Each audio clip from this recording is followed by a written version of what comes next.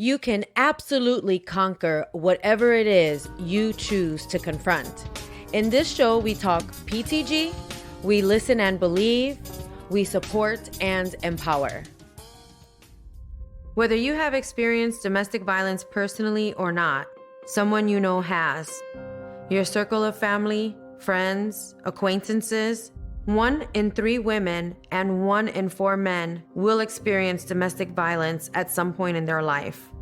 Physical abuse is only one of the many forms of domestic violence. Survivors also report experience of verbal, emotional, spiritual, sexual, financial, electronic, and so much more. Domestic violence does not discriminate. It can leave you traumatized and devastated, mentally, emotionally, financially.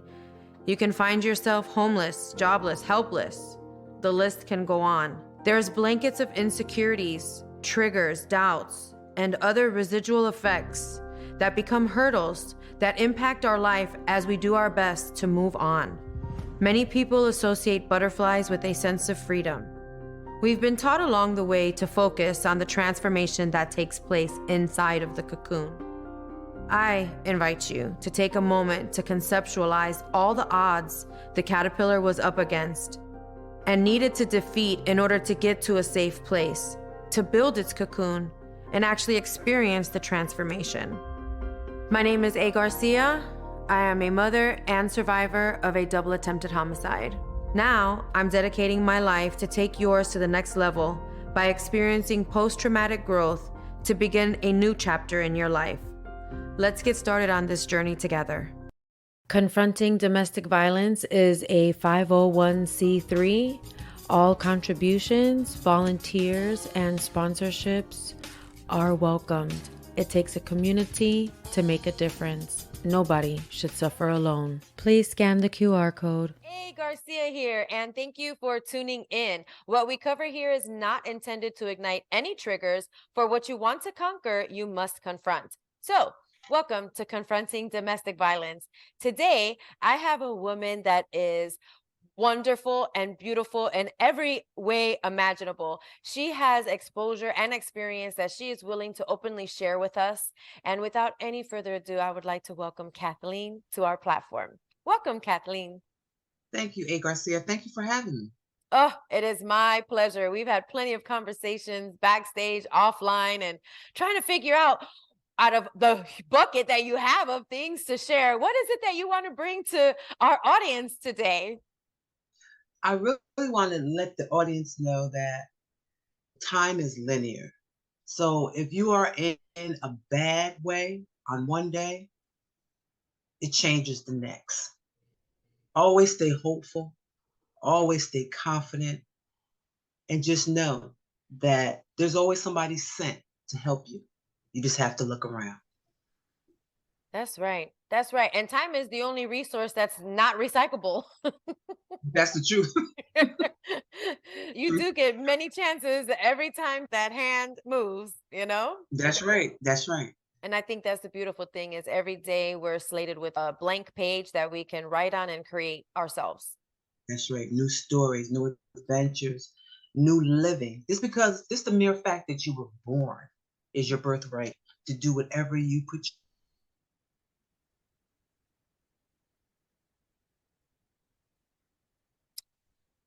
It is the mere fact, it's our birthright that we are alive, that we are given a chance to have a full life with purpose, with desires, with paths to follow. Don't never undercut yourself because you're put in a bad situation. There's always a way out. There's always a way out. We are here for a purpose. And there's always people here to help you. You just have to look around. That's right. That's right. Kathleen, you have so much to share. You're like a wealth of information, resources, just wisdom in general. Honestly, you have been through a lot and you're doing so much to give back, which I applaud you for. And my definition of that is post-traumatic growth. Those that have heard me for some time now, they know that's what I'm all about. And I love that almost everyone that has gone through such trauma in their life comes out on the other side feeling positive by the way they're giving back and helping others. And that is something that I am just so profusely grateful for. I am as well, because people think that when they look at you, she hasn't been through that, or she doesn't know the struggle. That is the beauty of getting to the other side. Right. That is the beauty of getting to the other side. When you get to the other side, it's like you have a badge of honor, and your story is definitely your jewels. That's So, with that being said, you use those jewels to catapult yourself forward and just allow the universe to help you as you're going forward. They will put people in line with what you need to help you and to facilitate anything that you need to get in a safe space so you can get on the other side. We're not made to stay, but we're made to learn from our mistakes and keep going forward. That's right. That's right. And I cannot wait for you to share your story so it can be a resource to our listeners, because I really do believe that our stories can be a resource that can provide wisdom or even save a life. Is if they're going through something and they remember that they heard somebody else's story, it's, oh my gosh, I recall this. It's so many times that a person's story can actually become a life-saving resource for somebody else. And if it may not be right now at this second, it can definitely be later on in life when they're exposed to something and they can remember, oh my gosh, I heard this somewhere. And I remember this woman was saying XYZ. And now they have at least some sort of insight and some understanding, and then know, what to do or where to take their issue or concern or questions from there. Again, I just thank you so much for having the courage and the desire to be here and share what you're willing to share. So please, wherever you want to get started. Um, and thank you again for having me. I guess my journey, my really life changing journey started in Passaic County. My journey began in Passaic County. I left my town of Middlesex County to go to Paterson, New Jersey in 2002. I returned to my hometown of Middlesex County in 2021. I encountered not really difficulty, but I went there to get freedom from stress, freedom from the same mundane lifestyle, freedom from demons that I call of my own family lineage. Mm. Went over there and started going to school. I never finished high school because I was one of those young teenage girls that got pregnant when they were 17. So, with all my family's hopes for me, and I got pregnant, I was a bit embarrassed. So, I dropped out in the 10th grade. I went out there to Passaic County and I enrolled in school. When I enrolled, I not only graduated high school, I was class valedictorian. Look at that. Yeah. And I was pulled to confidential domestic violence advocacy in a strange way to me. And to this day, I still don't realize how much it was a part of my life until I reflect back into my childhood when I remember and recall my sister's boyfriends always beating him up, always dominance, always taking charge. And I was always the little girl in the background jumping on their backs. Get off of my sister and stop it. And I remember my sister leaving our home. I didn't know where she went. She just disappeared. Without any communication? My sister disappeared and I didn't know where she was at. Years later, I found out that she went to a safe house in Cape May County to get away from her boyfriend, which was her husband by then. She was always battered. She was always bruised. Her face was always beat up. And in my mind, I was wondering, why is she staying in a situation like that? And she doesn't have to say. But as I got older and as I've done a lot of work on myself and went to school for psychology, I realized that everybody just can't leave because it seems like it's the answer. It's deeper than that. It's much deeper. It's a whole mindset. Everything starts in the mind, and it's a whole mindset. That's why I have compassion. I have compassion, and I had compassion for the people who I worked with in Passaic County because I know the struggle. I know that when somebody says, why is she submitting herself to that? And why is she not leaving? It's much deeper than that. It's a whole mindset of self worth. It's a whole mindset of being secure in oneself to feel safe enough to know that if I step out of this situation, I'm going to be okay. These women are fearing for their lives, literally, and it's not easy. Right. And you know what? You're touching on some things that if you haven't gone through it, it's really hard to understand. And, what you're saying as it relates to the mindset, not only the mindset to know that, you don't belong there, but the mindset of reversing all of that negativity and all of the conditioned behaviors that whether they were covert or in your face, after a certain amount of time, that's what you've gotten used to, that's what you've acclimated to. Now that's what you expect, that's how you flow. And anything outside of that may seem abnormal, hence causing all of that confusion within and taking away that confidence and that strength within to do what needs to get done, but you just don't have the strength mentally in order to do it because we're full of doubts when we get pulled through those hot coals. And I agree with you 100%.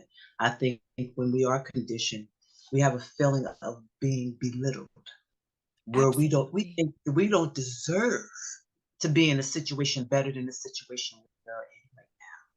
We Yeah. don't deserve to step out. Who are you to want to leave a situation where you're in basically the love language? The love language in these individuals who's doing it, they have no recall of what they do.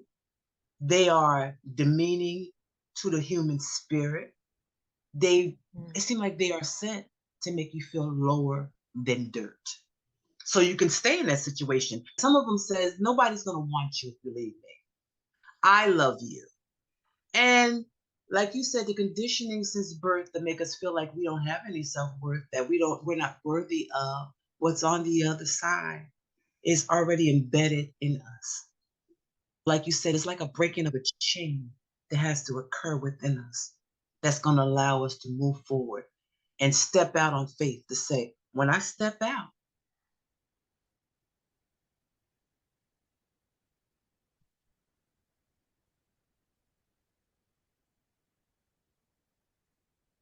having faith and stepping out on that faith and knowing after we step out that we are safe, I think that gives us a little confidence to take that chance to move forward. Because once we're out that door, it's on us, basically. It's on us. It's like we're at that crossroads. Right. Are we going to move forward to the unknown? Or are we going to go backwards to stuff that we have been familiar with for all of our lives? So I'm counting on the woman and I'm supporting the woman who's taking that leap of faith. I'm That's right. supporting that woman who's going to have that courage to step forward because I know, just like I was saying in the beginning, our birthright is to have it all, anything we want. All of those invisible things that's keeping us stuck to us, we're going to remove those. We're going to pick them off of us. That's not who we are. That's right. That's Mhm. right. And the courage Mhm. and the strength to do that and not go back, not return. And Just not because something is familiar doesn't mean that it's for you. It just means you're familiar. That's the truth. And that's where the work begins. After we leave that Mhm. environment, that's where the work begins. And that's when we start developing. That's right. Now you talked a That bit. thing, oh, I'm Yeah. sorry. No, go That ahead, thing please. that was supposed to be developed when we were young. Yeah. That thing that's waiting to be exposed, to brought to the light. It's waiting to be brought to the light. That's right. And we carry the light within. So that's why we gravitate towards it. Okay. That's right. That's right. Now, thank you for sharing just a tidbit of what your sister went through and the exposure that you had as a child. Have you yourself experienced any form of DV? I think mentally, not physically, but mentally, which is just as bad. Oh, yes. Because if somebody's playing mind games with you could actually lose your mind. You can lose Absolutely. people. Yeah, yeah, Mhm. 100%. And that is one of every form of domestic violence is terrible. When it is mental, like you said earlier, everything starts with your mind. So what you Mhm. think is how you walk, what you That's think right. is how you're responding to people, what you That's think is true. how you think people are actually talking to you. And if that mindset is not in the right space, you got everything wrong. That's right. And everybody that's trying to help you, you got them wrong too, because you're not thinking that's what they're actually doing. Instead, you take it personal, they don't know what they're talking about, etc. And how do you, or how did you work through that mental confusion and that abuse that you received? Like, how were you able to identify it, and what did you do to get through that? It was like a puzzle. I would say it was like a puzzle. One thing led me to another. Then an epiphany went on. I was always a journaler. That helped me a lot because journaling, believe it or not, journaling uncomfortable or painful experiences will make you look at everything that's going on. Bing, bing. And one day, the sirens is going to go off in your head and it's going to let you know something's not right here. Somebody's trying to lower your self esteem. They're trying to make you think that you're crazy. They're trying to make you doubt who you know you are. And you have to call them out on it. So I got to the point where I'm the youngest of nine. So I was always a yes little girl. Oh, yes, everything is yes. I think my experience, and it's always, I want people to know that too.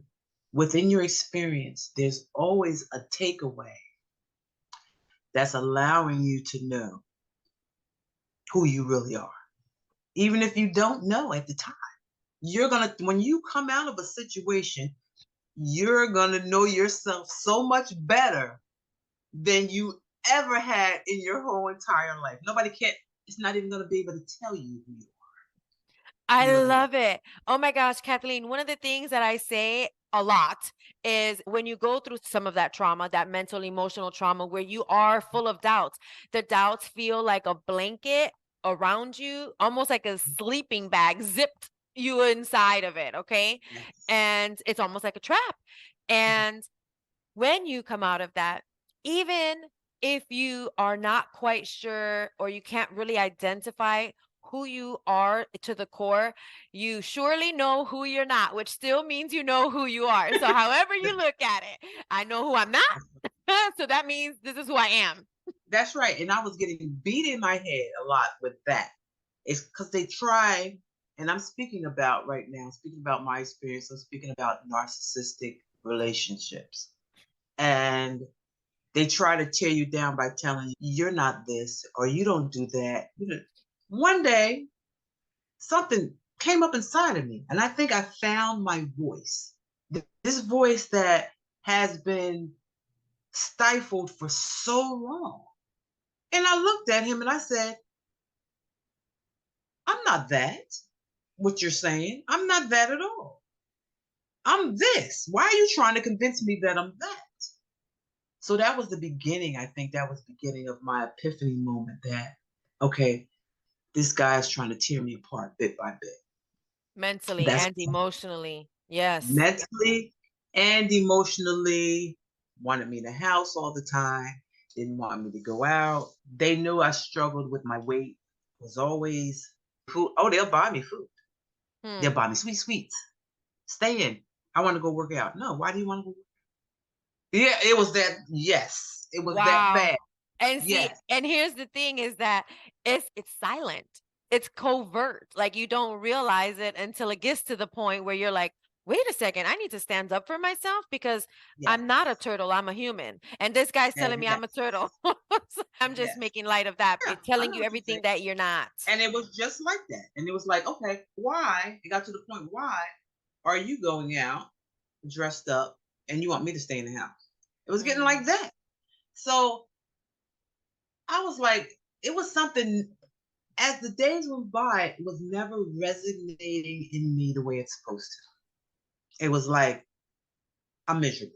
Because you're in love. but I'm miserable. I don't care how much he goes out and gets paid and he wants to shut me up by having an argument, then he'll go and buy me something. Mm. That's mind games. Yes. Yes. So eventually I got to the point where it didn't take me much courage. I got to the point where I said I'm done. And at this point, I had went through almost 11 years. Wow, that's a long time. I know. And this is the funny part. And it's not funny as in haha funny, but funny Right. as in weird. I tried to leave him and it was like it wasn't time yet. So whatever lesson that I was supposed to learn before I stepped out that door, it had to be just like you said, solidified. It had to be where I wasn't going to return. It has to be where this voice, this newfound voice that I found was not.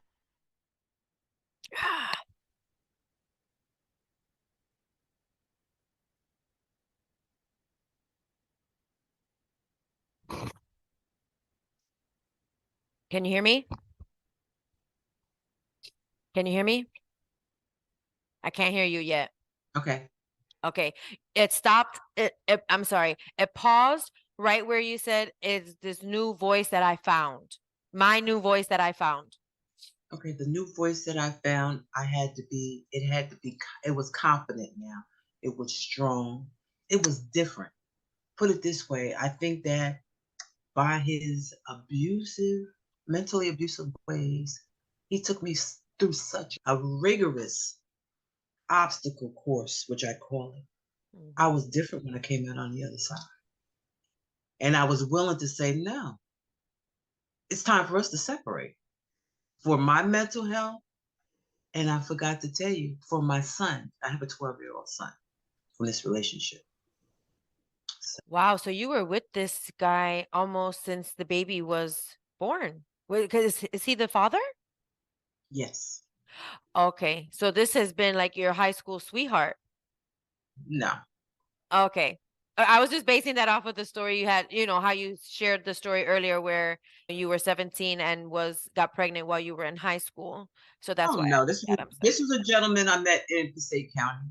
Really a positive person. They always come off like that. Yeah. Until the mask fell. And when the mask fell, I seen the real person. That's how they work.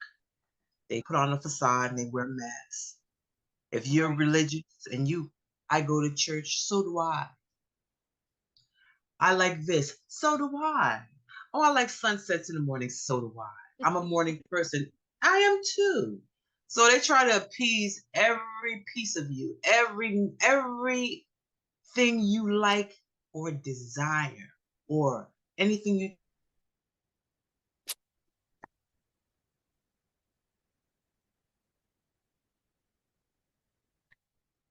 See, this is the good stuff, man. Can you hear me yet? I can't hear you. I can't hear you yet. It stopped right where you said everything you desire. I'm like, girl, it's getting good. Okay, you're back. Gosh, okay. Hey, at least we're making this fun, we're not like All right, where was I at? because you said that they'll tell you everything that you desire. Yeah, they'll tell you everything that you desire and everything that you ever like. They are the same. Mm-hmm. To get in your world, to get Mm-hmm. in your space. That's And right. then it always takes at least about 2 to 3 months for the mask to fall off. And when that mask fall off, it's like you're seeing a totally different person. You're not even going to recognize this person. You're not going to recognize him. And as you was going along and you was being mesmerized and you was being dated and you was being all the good restaurants, he had at least two people in the background. It's like they take on different personalities, covert, overt, different personalities, and they live different lives. I found out the most about narcissists. I think I went on a whole sabbatical reading books, being guided to people who.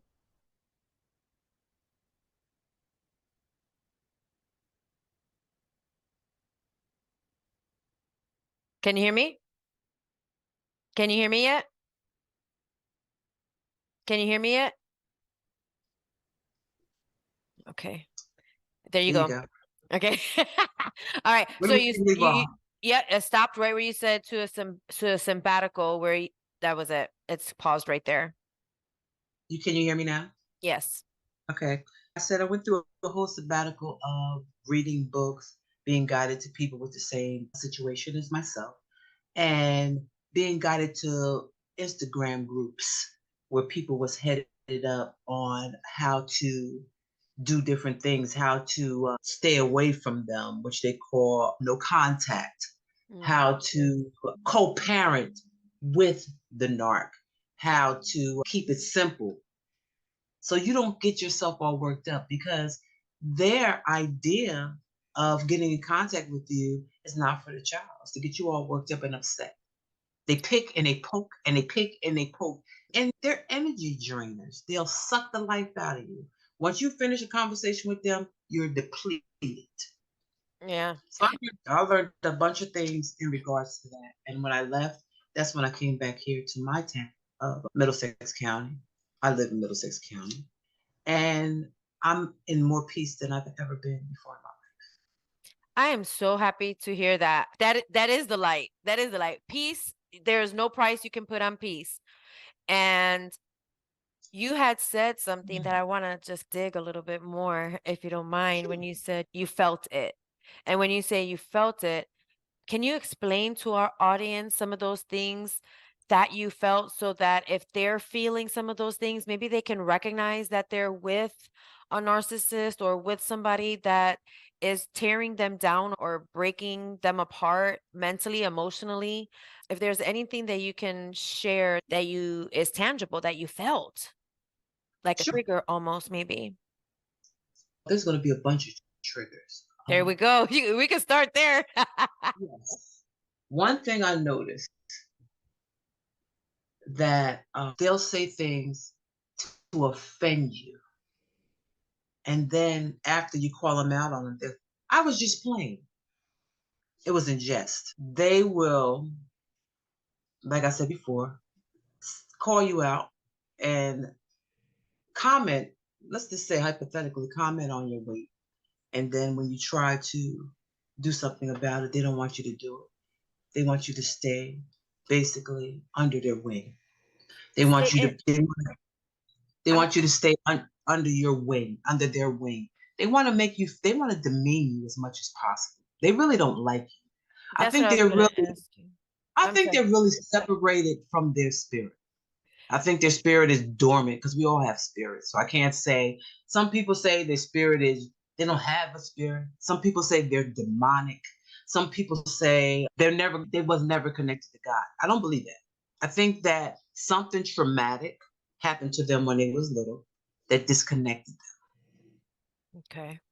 So they basically, what I would tell your listeners, they basically have no emotion.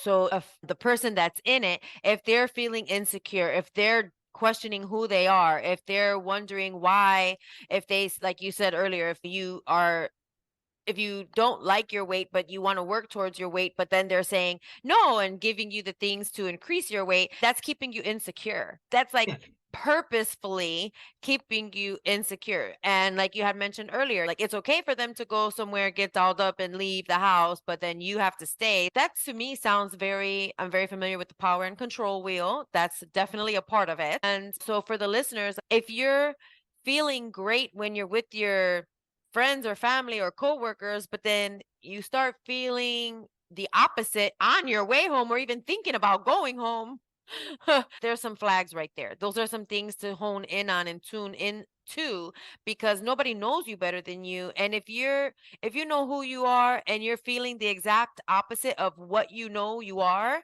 then these are the things. And crying continuously, constantly, that's definitely a tall tale sign, is what I like to call it.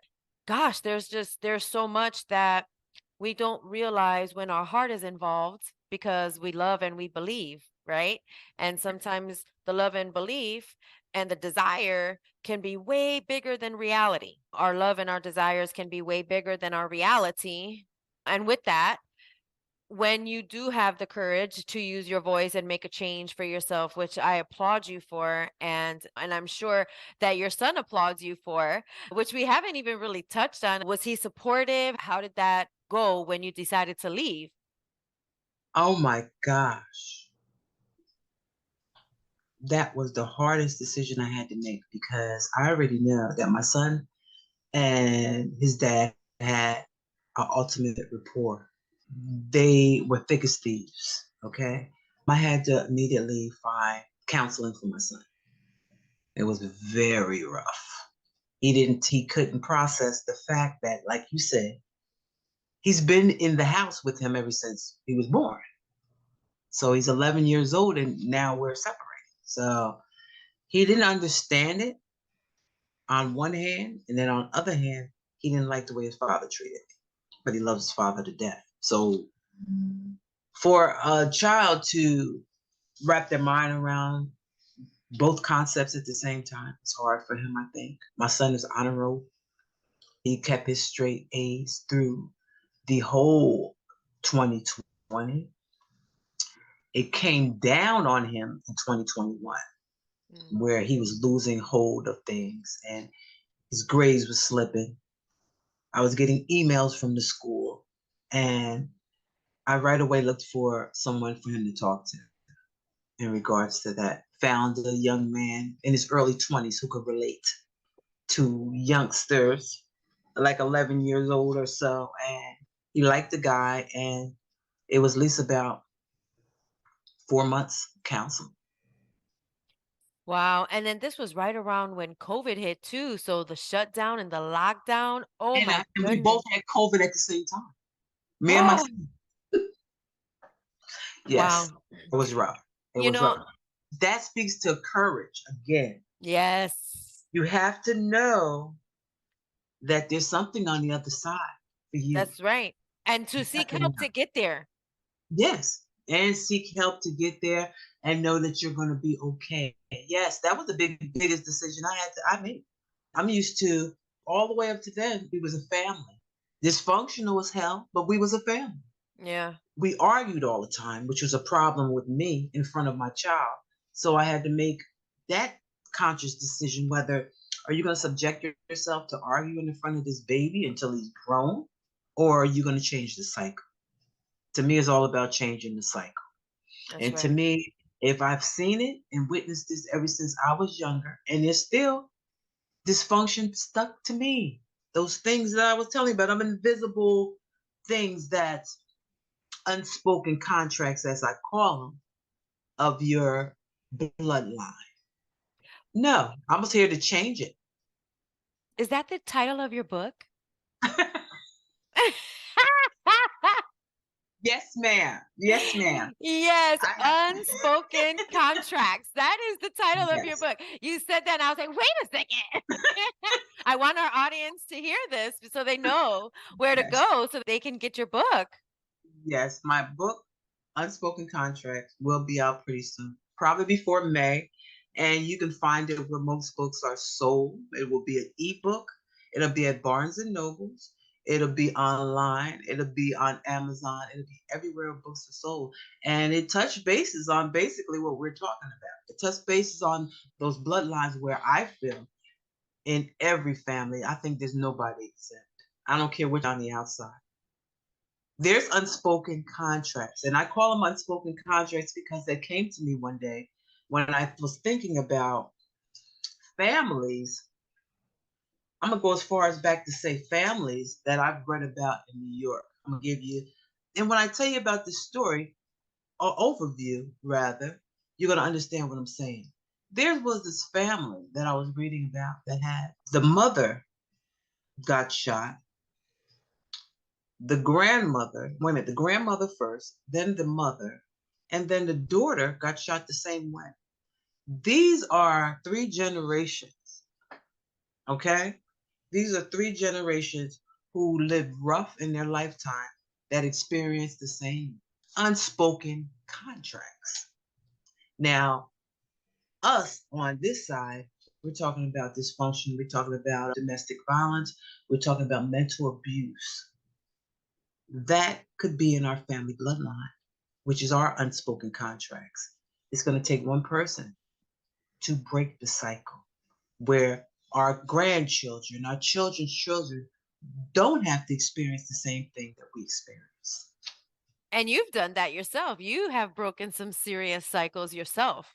And they come without, they come with a whole lot of work, and they come with a whole lot of perseverance and determination. Trust me. That's right. That's right. But it's for the better outcome. Like you said, for Mhm. your family lineage, you're leaving a legacy. You're creating a legacy, not I'm, leaving a legacy. You're doing both. I am creating a legacy, and I want it to stop with me. Matter of fact, I don't want it to stop with me. It's going to stop with me. That's And I want to help people, and I want to help people in situations such as this. Confidential domestic violence advocacy hits home to me now, which when it didn't hit home to me in Passaic County. but that's It's what you're like doing right now, right? I was just gonna say, and what you're doing that's, today is exactly that. that's what I'm doing. That's what I'm doing. And soon I will be launching something really good that's going to help too. Because I want to reach more people, and I want to reach people one on one, and I want to be of service until my eyes closes on this side. Yes, I do. Wow. And I won't ask what that is because I can tell that you're not ready to share yet. However, when that is executed, I would love to have you Yes. back so you can let our audience know as a follow up what you have created, where people can go and find you for resources or assistance or anything else for that matter. Of course. And so we'll save that for another interview when that Yep. launches. And if you Sounds want good. to tell our audience now, basically what you are doing, because you're in advocacy, you are a DV advocate today. Yes, I am. It's for the state of New Jersey. I get the call. I go to the hospitals. I help people out. I'm not registered here since I got here, so I'm called inactive. And that's one thing about having your advocacy certification. You can start it up anywhere. And I will be starting it up here in Middlesex County, and I will be helping out as an advocate for this area. Wow, my heart just goes out to you. I am a huge advocate for seeking an advocate. I haven't shared my personal story because I'm the host, not the guest, but it took me over 1,000 phone calls, Mhm. over 16 months to find an advocate. I literally called, when I say over 1,000 calls, it's like 1-800 numbers after 1-800 numbers. I just kept getting referrals to other organizations, other numbers, and Right. that's how long it took for me to find Mhm. an advocate. And once I found the advocate, oh my Mhm. gosh, the knowledge that the advocate has. There's Mhm. no way in the Right. world that one person can find out all the information that's needed that the advocate Mhm. holds. That's true. And I will just have to say that me personally, that is why I'm an advocate for advocacy because it saved my life. It gave Yes. me, my advocate allowed me and my children a second chance at life because she knew the programs that were available to Mhm. transition from a homeless victim to a safe parent, a safe mother. Yes. Yes. And that's what we do. That's what Oh we my do. gosh. And it's not easy. It is not easy. I also understand that there's a lot of people that come to you for help. You can help them, but at the end of the day, even no matter how much blood, sweat, and tears you put in, they are in control of their decisions. And some Mhm. of them are disheartening. However, you still have the ability to manage, or let me retract that. How do you, how do you, and what do you do to manage your emotions when you are living vicariously, unintentionally through their trauma? That is a form of your own trauma. Great question. Usually, when this is happening, I am like, my face is solemn, but my heart is with the victim. Of course. There's a lot of decompression that goes into that, and it's so funny because when I started advocacy, a friend of mine, and she lives in Canada, she started me on meditation. She started me, and she introduced me to meditation. and the different ways that you can decompress. She said it's not foolproof because everybody is not a meditator. I'm Right. gonna let you know that now. Everybody. Facts. She said everybody cannot just lay there and free their minds. I'm gonna tell you that now. So don't think it's. But she guided me. She told me to first of all go to YouTube, and she told me to find a guided meditation. And on YouTube, they have all different type. They have the cymbals, they have the gongs, they have the rain. They have different sounds, and some sounds are not. They don't go with you. Some sounds you'll listen to and you'll be like, "Oh no, that's making me feel uncomfortable." But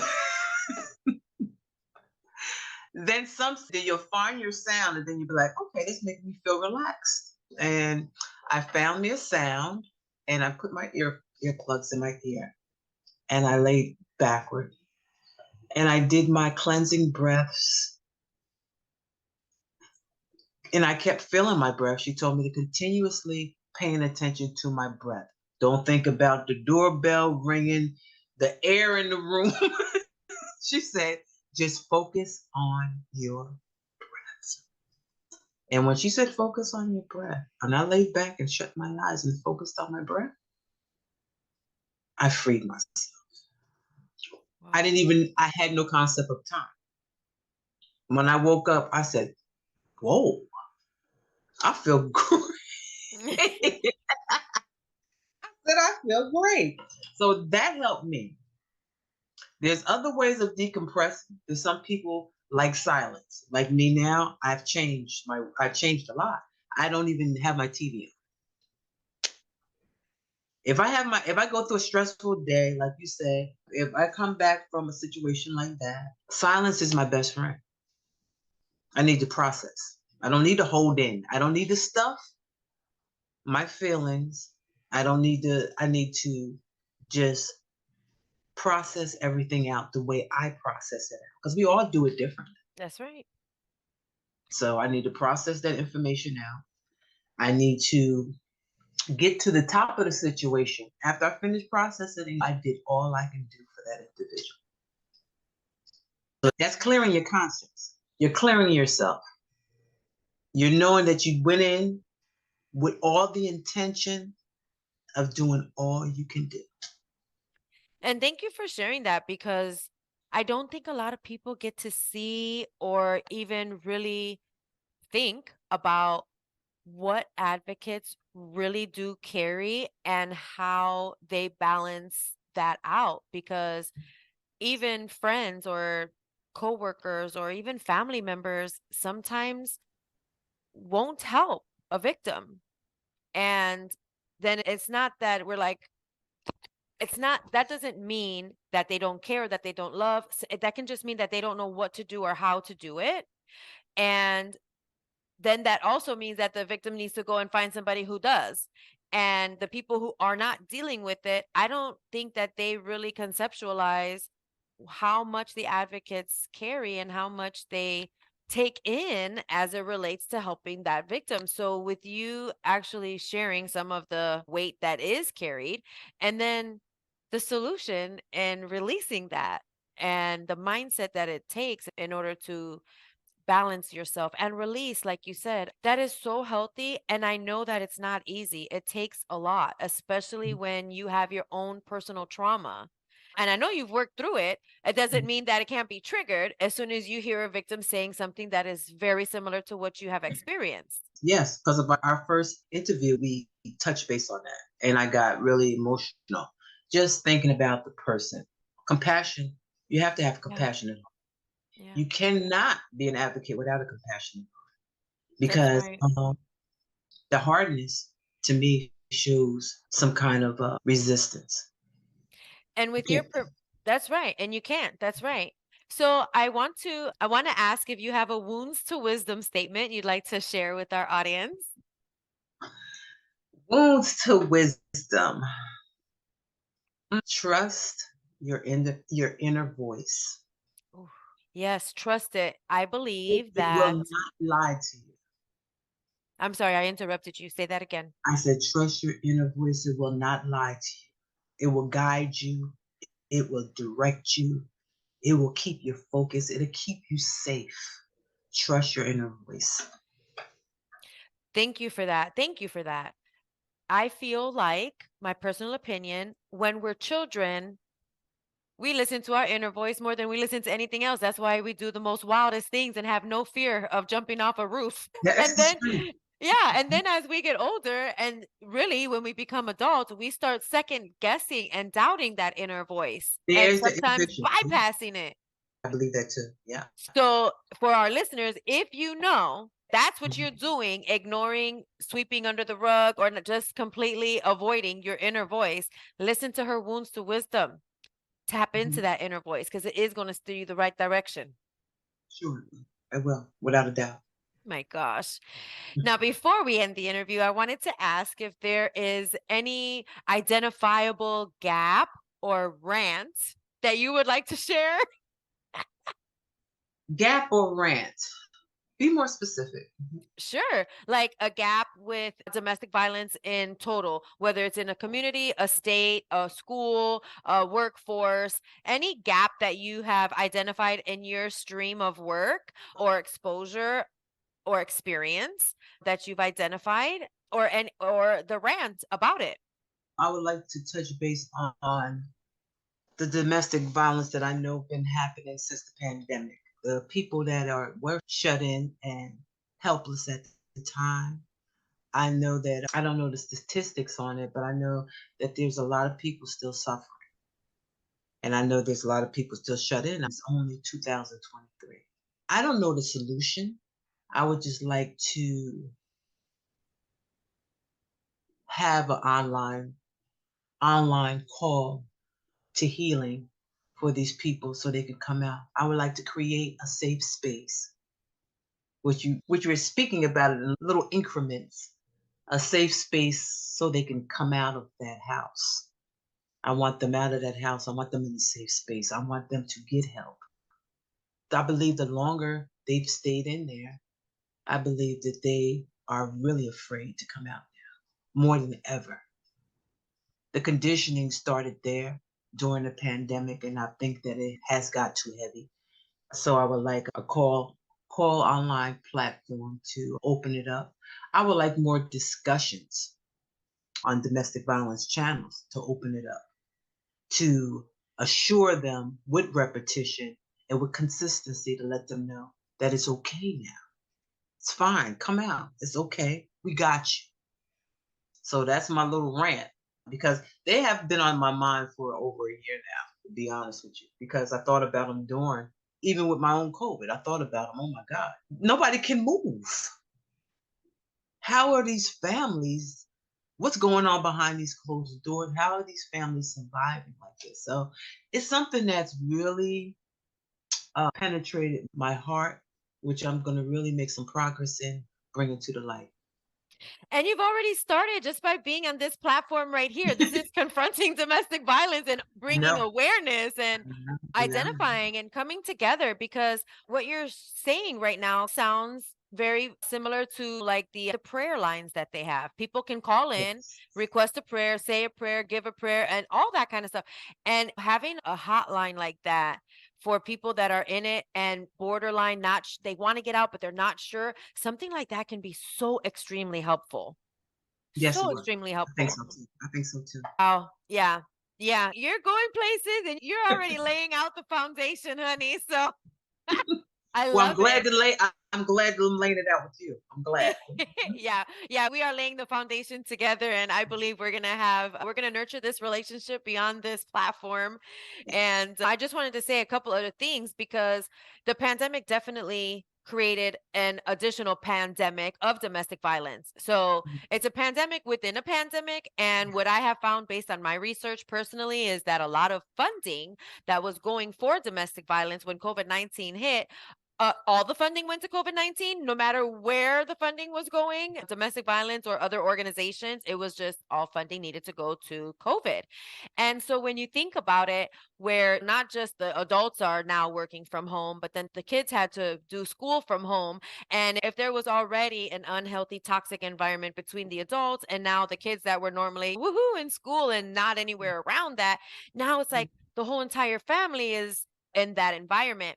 And I feel like I'm going on a rant right now, but I am. But I just want to share with you that one of the visions Confronting Domestic Violence has is reaching OSHA, because see, OSHA already has a mandated workplace violence policy. And if Mhm. we can just incorporate domestic violence into that already mandated policy, because see, more than 50% of workplace violence is actually domestic violence spillover.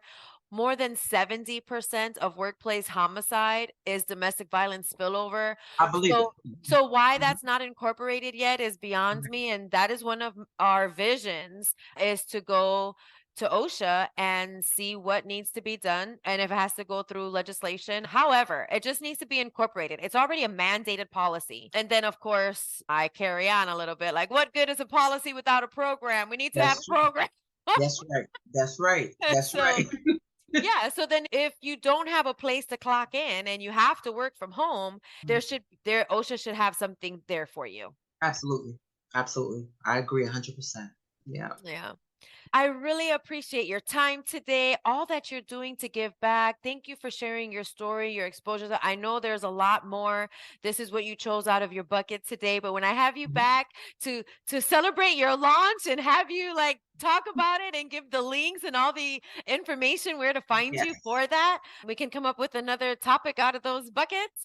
And Okay. if you want to tell our listeners today if you have anywhere they can find you now, and again, just rename your book again. Okay. My book is called, look, I forgot the name of my book. Unspoken Contracts. Unspoken Contracts. I am launching a podcast called Cathartic Conversations. It will be out soon. And look for me on YouTube. Look for me on Instagram. Look for me. I'm going to make an announcement through Miss A. Garcia. We will be launching pretty soon. And hopefully we can help a whole lot of people that's in trouble.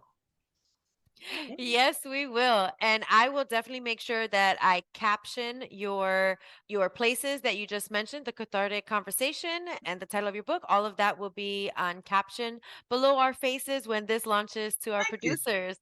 Oh, thank you Absolutely. very much. Mhm.